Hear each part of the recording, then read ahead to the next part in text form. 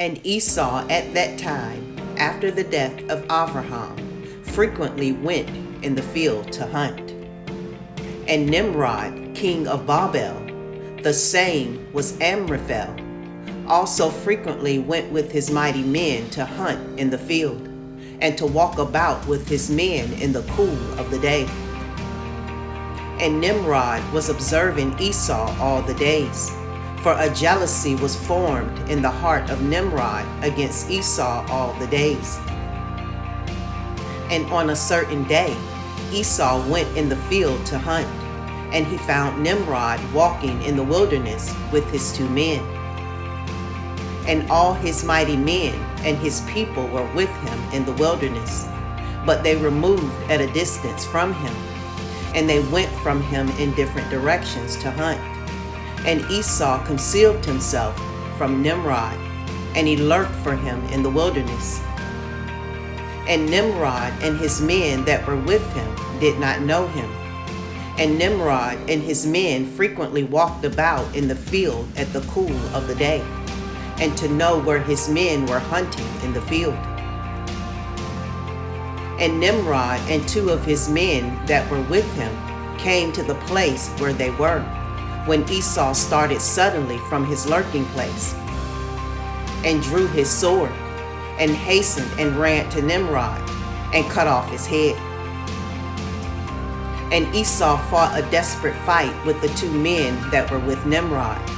And when they called out to him, Esau turned to them and smote them to death with his sword. And all the mighty men of Nimrod, who had left him to go to the wilderness, heard the cry at a distance, and they knew the voices of those 2 men, and they ran to know the cause of it, when they found their king and the 2 men that were with him lying dead in the wilderness. And when Esau saw the mighty men of Nimrod coming at a distance, he fled, and thereby escaped. And Esau took the valuable garments of Nimrod, which Nimrod's father had bequeathed to Nimrod, and with which Nimrod prevailed over the whole land, and he ran and concealed them in his house. And Esau took those garments and ran into the city on account of Nimrod's men. And he came unto his father's house wearied and exhausted from fight. And he was ready to die through grief when he approached his brother Yaakov and sat before him. And he said unto his brother Yaakov, Behold, I shall die this day, and wherefore then do I want the birthright?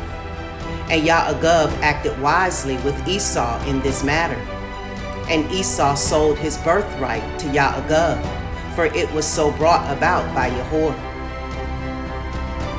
And Esau's portion in the cave of the field of Machpelah, which Abraham had bought from the children of Keth for the possession of a burial ground, Esau also sold to Yaakov.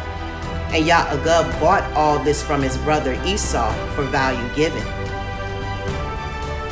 And Yaakov wrote the whole of this in a sefer, and he testified the same with witnesses, and he sealed it, and the sefer remained in the hands of Yaakov.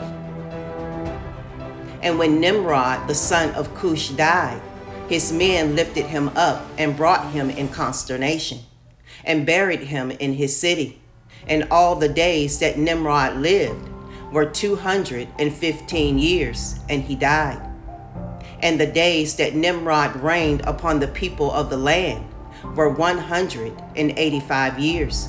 And Nimrod died by the sword of Esau in shame and contempt. And the seed of Abraham caused his death, as he had seen in his dream. And at the death of Nimrod, his kingdom became divided into many divisions.